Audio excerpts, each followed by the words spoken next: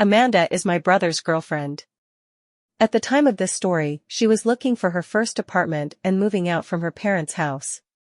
Her and my brother didn't want to move in together since they had only dated for a few months. She opted instead to search for a roommate online. Browsing Craigslist, she found an ad titled something like "Roommate Wanted, Females Only." This sort of thing was common since the area she was looking in was mostly young professionals. The listing was for a room in a house for about $225 a month, which was quite cheap. The occupant listed herself as a 23-year-old college student that wasn't comfortable with living with any males. The other roommate would have their own room and attached bathroom. So far, Amanda was into this place. However, the listing only had a single photo from outside the property. Amanda sent an email wanting to meet the occupant and tour the house. Within 30 minutes, she receives an email back with all the details and time to stop by. The girl worked late hours and wanted Amanda to stop by at 8 p.m. When Amanda arrives, there is a handwritten note on the front door saying "Door broken, use back door." Walking around the house, it looks nice, but slightly unkempt, tall grass, weeds, dusty windows, etc. Still no alarms for Amanda though. When she knocks on the back door and an older man opens the door. At first Amanda thinks she has the wrong house, but the man reassures her and says that the occupant, I forget the name, was out and he was the landlord. The occupant asked him to meet Amanda since she was working late. He seemed pleasant and offered to show her around. Alarms start going off, but aren't at red alert yet. First, the guy was clearly in his 40s, unshaven, and looked like he lived in his car. Also, only the kitchen light was on. As they walked around the house, Amanda noticed one huge red flag: no furniture. Nothing.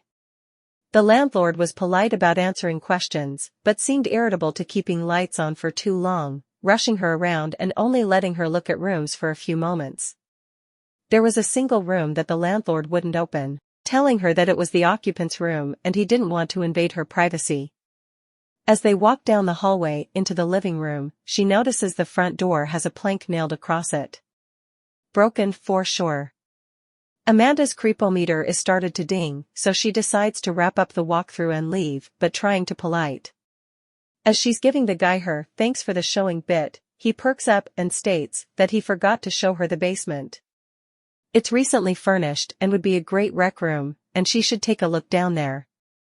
At the time, Amanda and the landlord are standing in the small hallway between the front living room and the back kitchen. In this little hallway was the basement door.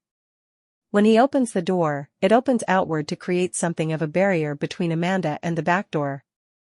The basement is pitch black. He smiles, motions down the stairs, and says, "Ladies first."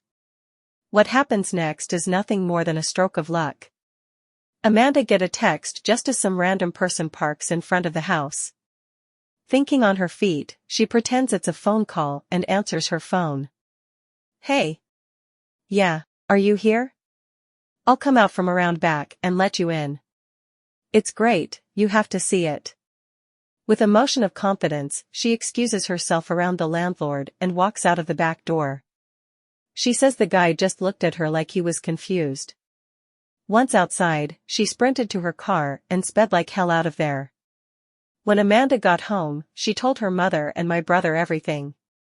Cops were called, they took her statement, and went to investigate. The Craigslist post had been removed.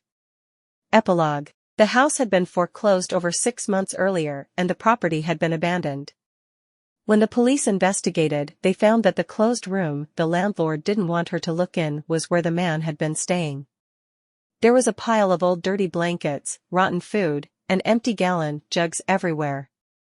More creepy was he had plastered ripped-up pages from porno mags on all the walls in the room. Where do they even find porno mags? The really scary part of this was the basement. The man had tied a thin piece of fishing twine at about shin level across the stairs about halfway down. The basement was empty except another pile of old blankets, a broom handle wrapped in leather belts, and a small box with a few rolls of assorted tape, duct, electric, etc. Amanda ended up not moving in.